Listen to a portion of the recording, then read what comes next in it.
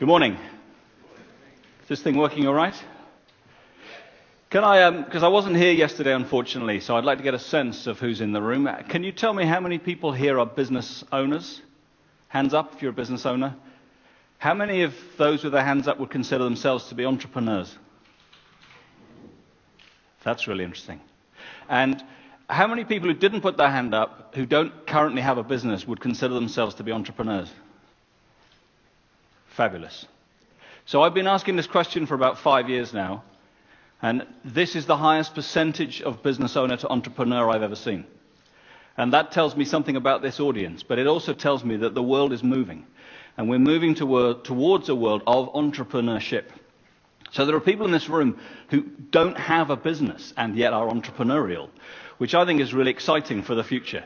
I think we're standing on the cusp of something which looks like a paradigm shift into entrepreneurship. And I'll talk about that a little bit later. So what I'm actually talking about is business leadership. So what does business leadership mean in a context of entrepreneurship? And now you're all looking at this and going, great, it's going to be one of those business leadership conversations. He's going to start quoting the Lao Tse in a minute, and he's going to start quoting Bernard Montgomery around military leadership. And I'm guessing there are not many people here who are currently running a pan-European empire or have 750,000 men under arms, unless I'm wrong about my audience. So this is kind of useful, but not as useful as that, in my view. Now, what is that? Well, our job is to work with entrepreneurs. So we work with, literally have worked with thousands of entrepreneurs across the world. And the defining characteristic of successful entrepreneurs is that is what they do. Now, I need to explain what I mean by that. So set the context. If you're going to be a successful entrepreneur, if you are a successful entrepreneur, what you need to do and learn how to do every day is set context for the people that are involved in your organization, in your circle of partnership. So every time a decision comes up, every time you have a meeting, a telephone call, an idea, it has to be set against the context. Otherwise, you will get dragged into the content. Content, to me, is around business management. I'm not interested in business management. There are brilliant people in the world who do business management. Our job is about creating entrepreneurship. Our job is about creating business leadership. Business leadership is about context. So there's a wonderful German proverb which says the main thing is to keep the main thing the main thing. The main thing is to keep the main thing the main thing. So all that means is, what is it, the why? What is the actual reason we're doing this? Because if you're not aware of that, then what happens is you end up deep down into the content of the problem. So it's quite a difficult concept to get your head around, I think. But a couple of examples.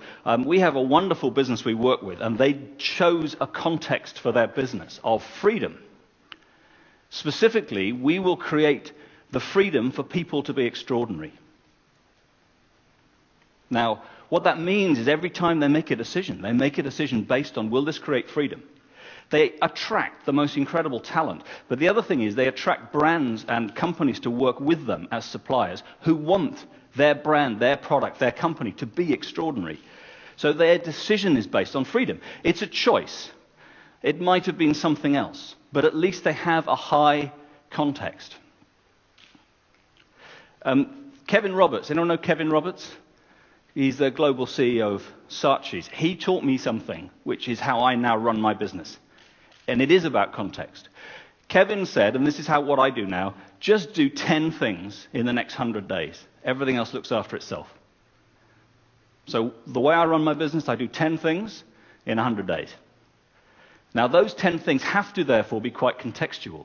And everyone who reports to me does 10 things in 100 days. They're slightly more content related. So context, the power of context. Manage the energy. What the heck does that mean? Well, if you think about any organization, any business, any community, what it's really around is lots of little bits of energy running around. All of us are little bits of energy. And if we can get them all heading in the same direction, that's called success. That's called wealth, that's called joy, that's called fulfillment. So managing the energy is around inspiring those people. So if you are going to be an entrepreneur, I have some bad news for you. You are going to have to get comfortable with the word inspire. You need to be inspirational. You need to own that word. Because if you're not inspiring people, then your business, your organization, your passion, your vision will never grow bigger than what you can currently manage. Your choice is to say, no, I'm going to be inspiring.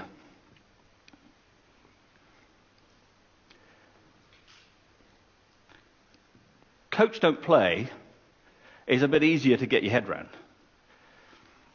Essentially, coach, don't play simply says, you're not on the field anymore. Business management is being on the field. You're scoring the goal. You're not delegating in this world. You're not midfield feeding forward. What you're doing is you're on the touchline. So set the context, manage the energy, coach, don't play. I had breakfast with a guy yesterday who's absolutely brilliant about managing energy. The first thing he does every single day of his life when he wakes up is he sends a blog to everybody who works with him, all of his team. He's got 180 people or something, and he writes to them every day. He spends 50% of his working life walking the floor of his company. 50%. Yesterday, I worked with one of the largest investment banks in the world, and they wouldn't imagine doing anything like that. And they certainly never leave their offices. Because if I leave my office, I've got to go and talk to these people. I wouldn't want to do that. So, inspiring, manage the energy. And this is kind of why this is important. This cuts to the difference between you, entrepreneurs, and the people who run the largest corporations in the world, other than the ones that are run by entrepreneurs. So here's my theory. My theory is that every business in the world understands how it does what it does. Every business in the world understands how it makes services, sells, distributes, administers its product. Would you agree? I think quite a lot of businesses understand what they do. So quite a lot of businesses understand the unique blend of intelligence and knowledge and experience and relationships and passion that make up the intellectual property that sits at the heart of their business. That's the fundamental what. Understand your what. That drives your innovation strategy. That drives your future growth. I think very few businesses understand why. I think most businesses don't even think about why. Certainly the bank I was with yesterday, they were mystified by what I was talking about. Can anyone think of a business that does understand its why? Apple. Apple knows why. And of course it's the classic example and it's really easy and lazy to use it, but boy, it's true. You go into an Apple store, the passion with which they come up to you. I went to buy an apple. They looked at me and they said, I don't think you would like an apple, sir. I don't think an apple is for you. They were passionate about who was going to be the apple guy, and it wasn't going to be me. It really irritated me, so I bought one. Because I was wearing a suit. But it's wonderful. They understand why. Put a ding in the universe. I mean, how inspiring is that? Put a ding in the universe. That's what we do. It isn't about making computers. So commercially what that means is suddenly now I can make telecommunications products and music players. I'm not tied into what I was doing before. It's fantastically liberating. So as an entrepreneur, in inspiring people, it is about creating the why. So Martin Luther King, when he stood up in front of 250,000 people in 1963 in Washington, did not say, I have a plan. And yet, most business operators do say every day, hey, we've got a plan, and expect people to get excited and follow them. They won't. Your job is to inspire, your job is to have a dream. And this quote is really cool because it's true. The person who understands how they do what they do, they're going to have a job, but the person who understands why will always be their boss because they are the entrepreneur. Now, there's a really interesting thing that I've been observing in the last few years, because I'm considerably older than most of the people in this audience, not as old as some, and that is that the current generation of young people doesn't look anything like any generation of young people that we've ever seen before. And it isn't just to do with where they wear their waistbands, but it is to do with how they view the world. And this is what I believe about this, that this is a generation that has grown up in a world of abundance. So throughout the current generations, childhood and adolescence, there was plenty, an abundance of information, but also an abundance of wealth for most of them. This current recession, depression, is a blip on a long period of sustained growth. And what this means, I think, is psychologically, they want things to happen now. They don't want to wait. They're not interested in hierarchy. They're not interested in waiting for things. They want it now, because that's what they've always experienced. The second thing is they understand the cost of all of that growth, because they've seen it in their parents, because they've seen that my generation, both parents have a job. Perhaps a little older than me, but our generation broadly, they both have jobs. They both work for some faceless bureaucracy of a corporate. They don't want that for themselves. And again, I'm generalizing. So what they want is freedom. And the third thing is they've understood at some level, I believe, the cost of all of this growth, both in terms of its impact on the planet and its impact on the social fabric of our societies in the West. So they want to understand what you believe in before they're going to even deal with you. Now, I'm generalizing. But if we look at a generation that goes, I want it now, I want freedom, and I want to understand what your purpose is, I have just described an entrepreneur. And in America, 52% of the millennium generation have already started their first business or have a credible plan to create one. In their heads, they are already entrepreneurs. Now, what does this mean to us who are trying to establish our own businesses? The talent that we need to attract to run our businesses don't want to work for us because they're going to do it themselves. So, corporates, there is an Anglo-Saxon expression for what the very large corporations in the economy are doing, and I can't use that. They are somewhat nervous about the impact on their future.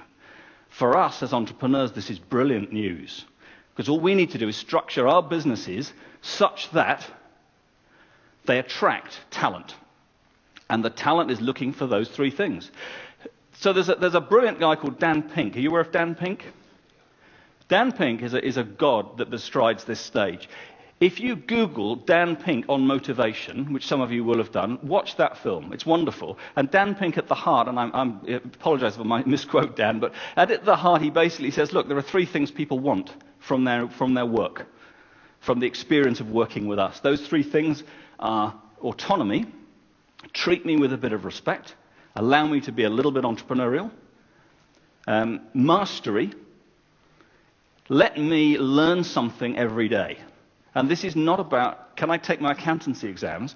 This is about how can I profoundly develop myself as a human being within your organization. And purpose. Tell me why we're doing this. What is it about this organization that we work with, that we've joined, that we are in, that is going to make things better, that is going to change the world? Because that's what I want. I want to work somewhere which is going to change the world. I want to work for the company that gives people the freedom to be extraordinary. And if you don't have a context, if you don't have a big why, a purpose, then you're not going to get any talent. The bank I was with yesterday, they are not going to have any talent. And they know it. So they're talking about entrepreneurship, which is just rubbish, because they don't understand the why. If you say to them, Martin Luther King did not stand up in front of 250,000 people and say, I have a plan, they'll go, didn't he? That sounds very rational. So, we are moving into the world of entrepreneurs, which is very, very exciting. We're moving into a world in which the young people are instinctively entrepreneurial. So if we want to build great businesses, it sounds kind of easy, because all we need to do is understand why we're doing it, to create a really inspiring message, give people autonomy, mastery, and purpose, and they will join us. And we will have a fantastic business. They will work blood, sweat, and tears because they believe in what we believe in, not just money. So is that all we need to do to create businesses? It's even better than that. And this is where I become an accountant. What's really exciting about being an entrepreneur is what we get to create is wealth. Now, in my very simple world, there are only two ways that you can create wealth in a business. You can either drive profit, or you can drive the multiple that creates the asset value. So at a very simple level, the definition of a valuation of a business is profit times a multiple. Now, that's interesting. Now, what that red dot is supposed to represent is it's supposed to be over the top of the M. This is a definition of the issue between Apple and Microsoft. That Mr. Gates has just moved that red dot. So, multiple. So what am I talking about here? So how many of us focus our time when we're running our businesses on profit? How much of our time, thank you, how much of our time is actually spent worrying about where's the revenue coming from, how do we reduce our costs? And how many of us spend our time thinking about the multiple? We'll have a conversation later, sir. So that's really interesting. And how many of us have set our commercial objectives out into the future based on a revenue calculation? I am going to be turning over 2 million, 20 million, 200 million by this date. How many people have set their future forecast on an equity asset valuation forecast? Excellent. So, most people in most businesses think about profit all the time. Some businesses think about asset because they're social enterprise vehicles. Now that's interesting. So now I've just gone completely off piste and said, Hank, that social enterprise, a sense of social purpose, is a business asset. Well, how does that work? But it's absolutely true. Let me talk to you about what I believe to be asset. And let me explain what my job is in the world. My job in the world and the company that I represent have a very simple thing that we have to do. And that is to create a world, to create a process, a structure, a language, a methodology which will allow entrepreneurs to have a business that will generate big wealth, significant wealth, and give them the freedom to express and enjoy that, and attach them to a sense of purpose as to why that's important. So to me, there is no disconnect, there is no complication between the fact that you can have a lot of money and also be sustainable. That those two things are hand in hand. The definition of sustainability in my world is people, planet, and profit. So, asset, to me, is about lots of things. It's about wealth, but wealth is both cultural and commercial. So it's both about more money, but also more time and more purpose. The other thing about chasing profit is that if you chase profit, all you're going to get is more profit, which is okay, but doesn't really build your wealth. Not in the long term, not sustainably. It also tends to, in a small business, keep you on a little hamster wheel, which will please your accountant. Because you run round and round and round this thing, generating more and more profit. Actually, you're not building wealth. You're not building wealth either culturally or commercially. So here is a really dull piece of business analysis which will tell you how you can create wealth in a business. If you want to know how analysts, fund managers, and business acquirers value business, that's it. So below that line, there's a lot of red stuff. That red stuff is profit. And there is an assumption that a business that will meet an industry benchmark is going to be able to do the things that are below the line. So, in other words, there is an average multiple for your business, any business, within an industry. It says 1 there. If you are in an industry where the multiple is 1, get out of that industry. Most benchmarks are obviously 4, 8, 10. Some technology industries are a lot harder than that. So what I'm talking about here is the multiple of profit that represents the value of that business. And that benchmark will be discounted if you get the stuff below the line wrong.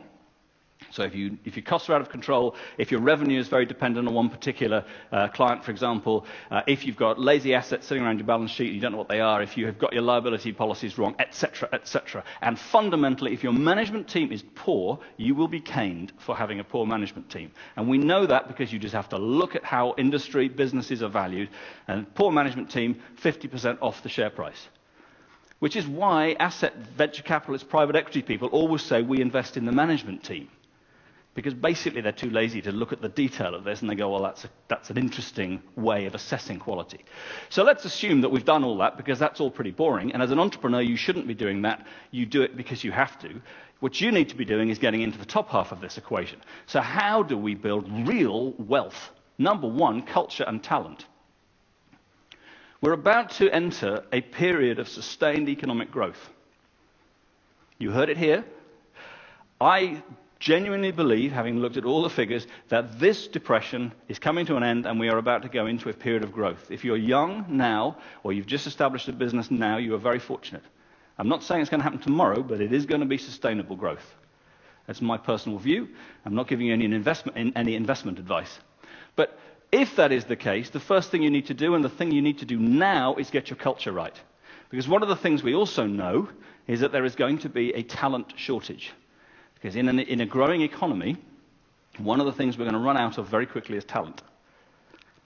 And we already know that what talent wants from an organization is autonomy, mastery, and purpose. That's culture. Number one, get your culture right. Now, what is quite nice is you get 10% increase on your valuation if you have a nice culture, if you happen to be an analyst.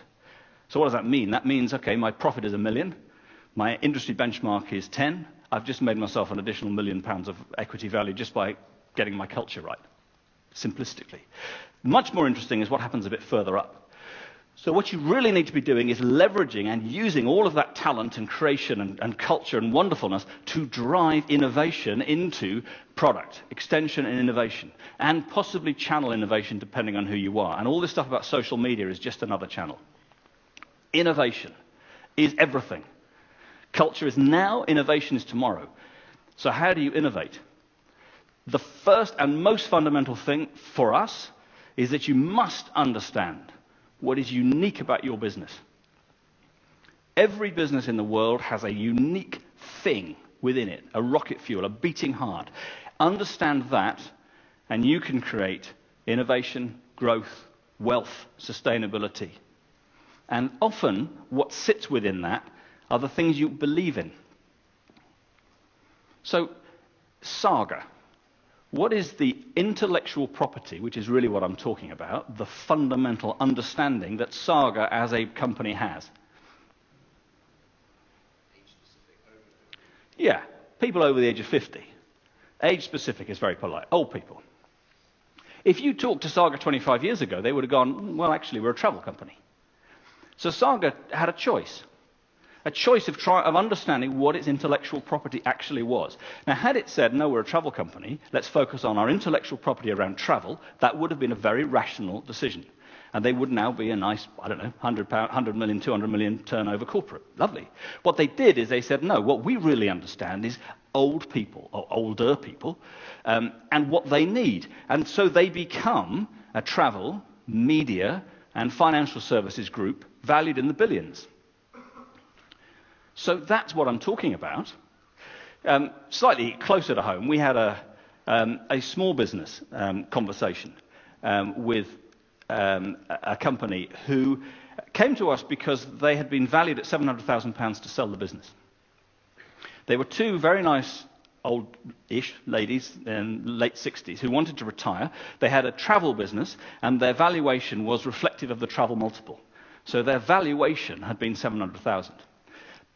What the valuation fundamentally missed was the assets that sat within the top half of that framework.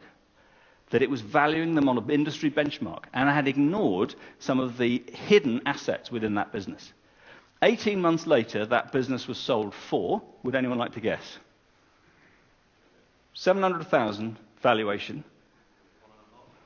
11 million. 11 million. Those old ladies, they would be very upset if I called them old ladies, now live in Fiji, and they still send us Christmas cards. And it's really simple what they did. They just said, what have we got that's unique and fundamentally wonderful about our business? And that was it. So, what am I saying? I'm saying that this is all about vision. I'm saying that what you as entrepreneurs need to do is understand your vision. And that is vision that is both cultural, which is the easy side of things to understand, why we're doing this, what do we stand for, and commercial. How far do we want to take this thing? Do we want a simple, operational, how and what focused business? Or do we want to change the world? If we want to change the world, what do we have in our business that's uniquely powerful, that is going to change the world? And those are your assets. And understand those two things, why and what, and you are an entrepreneur, my son. And that is the future of the business. Now, what's exciting to me personally is that a lot of what I'm talking about has nothing to do with money. So that's a choice. But personally to me, I think we're moving to a world where we're past money. Simon Sinek says it's not about the money. It's very rarely about the money. It's more likely to be about freedom. It's also more likely to be about sustainability. It's more likely to be about giving back. It's more likely to be about social enterprise. Talent will follow purpose. So all we need to do to be leaders in the future is to understand a cultural and a commercial vision. So maybe Napoleon is not so wrong. Maybe what we are actually as entrepreneurs is dealers in hope. Hope for the future for all of us. So maybe the first slide was right. So thank you for your time and for listening, and I hope you have a fantastic day.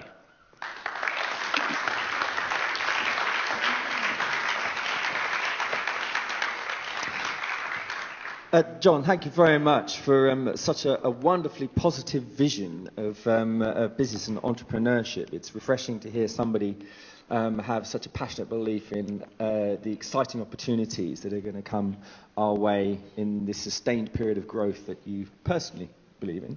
I'll be asking you for some investment advice later, if I may. I too am a Dan Pink fan. Obviously.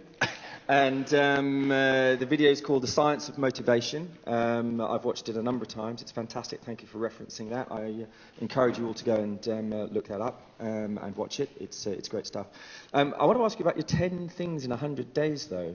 I thought that was a great piece of advice that you were given by the CEO of Saatchi's.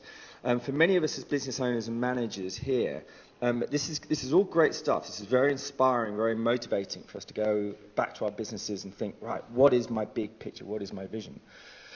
But there is the day-to-day management and execution of what you're doing in business. What are the kinds of things that people can go and do? What are those 10 things that people can go and do in 100 days?